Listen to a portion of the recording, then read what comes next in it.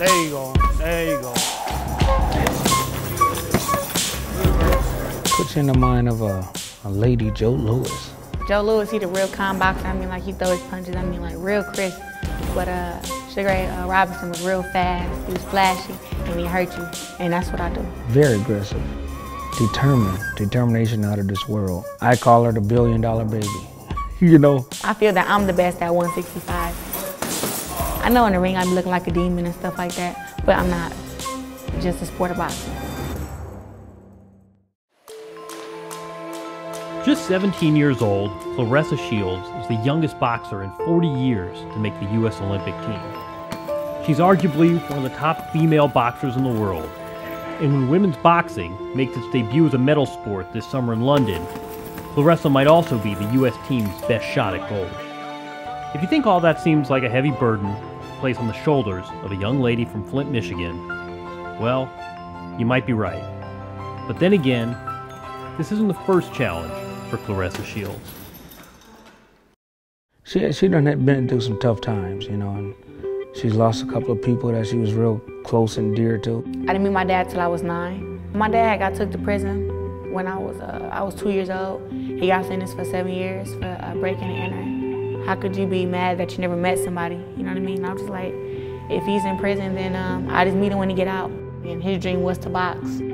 If he would have said track, basketball, I would have tried it, but came down here to Burston, and I've been down here ever since.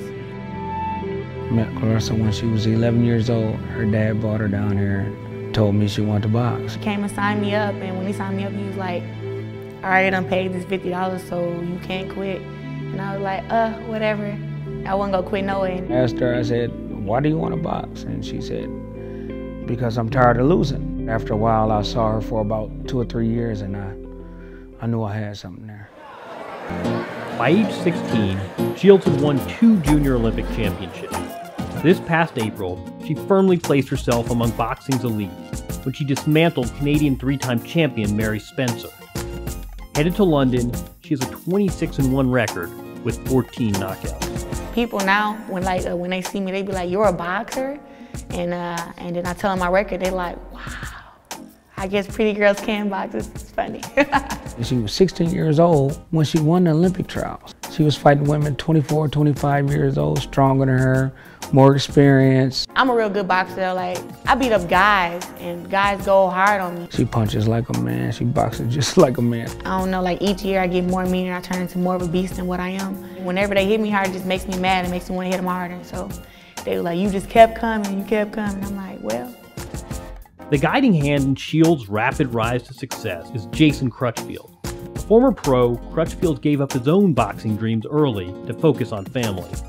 Now he works cable construction by day and coaches a group of local hopefuls at Burston Fieldhouse by night. Knockout doing that? No, he didn't get no knockout doing that. Crutchfield and Shields have developed a bond stronger than just that of coach and fighter. He's a mentor and a manager who shares with Shields his knowledge, time, and sometimes even his home. My coach like my second dad. Yeah, it's like my daughter. When she goes in there, it feels like I'm going in there. Down here is like business, you know what I mean? He yells at me down here. Get that right hand straight to the head. Boom, make sure you turn that body on. He makes me mad. He pushes me past my limits when I'm training. Fight me like that. You're not gonna get away with that. I still have the love for boxing, but I know I'm not capable to do it no more, so I want to give it to somebody else that can, you know what I mean? I wouldn't have made it this far without my coach.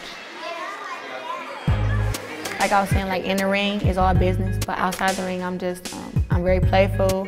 I laugh a lot. She smiles a lot. I mean, she came a long way. At one point in time, she wasn't like that. Can you show us what the shirt says though? Live to flirt, flirt to live.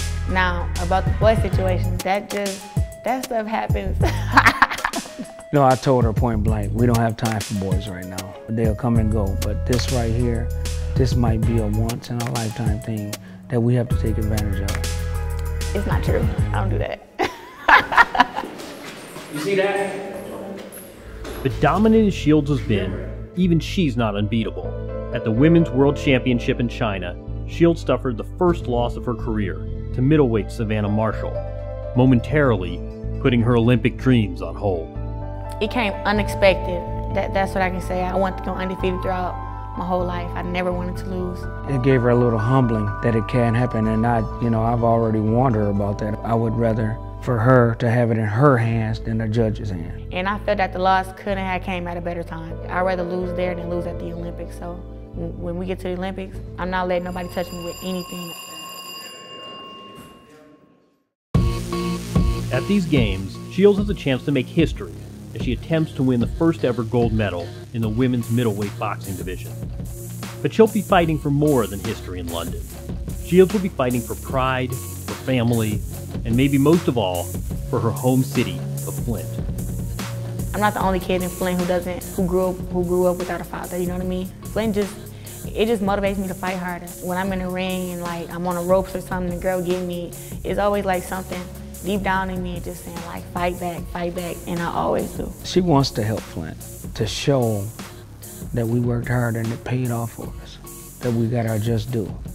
You know, right now I think if the Olympics was tomorrow, you know, and the fight started tomorrow, that I would win gold. She knows exactly what it takes to win now.